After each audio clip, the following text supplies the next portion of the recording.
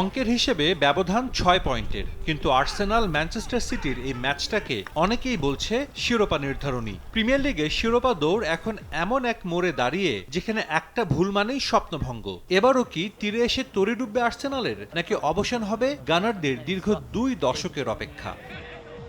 পরিসংখ্যান গানারদের কপালে চিন্তার ভাঁজ ফেলেছে। ১ মাস আগেও যে শিরোপা জয় ৯৭% নিশ্চিত মনে হচ্ছিল, সাম্প্রতিক বাজে ফর্মের জন্য তা নেমে এসেছে ৮৭%। শেষ ৫ ম্যাচের মাত্র একটিতে জয়। ম্যান সিটির মতো দলের বিপক্ষে মাঠে নামার আগে এই রেকর্ড মোটেও স্বস্তি দিচ্ছে না মিকেল আর্তেতাকে। গানার বস অবশ্য কোনো নাটকীয়তায় বিশ্বাসী নন। সাকা বা মেরিনোর মতো গুরুত্বপূর্ণ খেলোয়াড়দের চোট তাকে ভোগালেও মানসিক দৃঢ়তায় তিনি অটল। ড্র করে পয়েন্ট ভাগাভাগি নয়, নজর পূর্ণ ৩ পয়েন্টে। সম্প্রতি ম্যান সিটির কাছে লিগ কাপের ফাইনালে হার কিছুটা হলেও ব্যাকফুটে ফেলে দিয়েছে আর্সেনালকে। সে কারণেই কিনা প্রতিপক্ষের জন্য সমীহ ঝরল কোচ আর্তেতার কণ্ঠে। এটা আমাদের জন্য খুবই গুরুত্বপূর্ণ ম্যাচ। আমরা ড্র নিয়ে ১ সেকেন্ডের জন্যও ভাবছি না। আমরা জয়ের জন্য প্রস্তুত হচ্ছি এবং সেভাবেই খেলবো। ম্যানচেস্টার সিটির লিগের ইতিহাসের সেরা দলগুলোর একটি, তাদের ম্যানেজারও সেরাদের সেরা।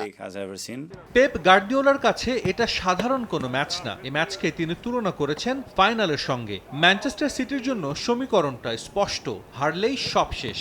ঘরের মাঠে দর্শকদের সমর্থন আর ছন্দে থাকা আর্লিং হল্যান্ডদের নিয়ে ছক সাজাচ্ছেন এই মাস্টারমাইন্ড।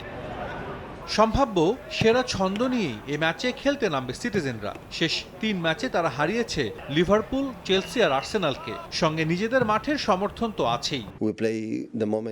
এই ম্যাচটা আমাদের জন্য ফাইনাল। যদি আমরা হেরে যাই তবে শিরোপার আশা সেখানেই শেষ। হাতে আরো ৬টি ম্যাচ বাকি থাকলেও এভারটন, অ্যাস্টন ভিলা বা ক্রিস্টাল প্যালেসের মতো দলগুলোর বিপক্ষে খেলা মোটেও সহজ নয়। অনেক কিছুই করার বাকি আছে।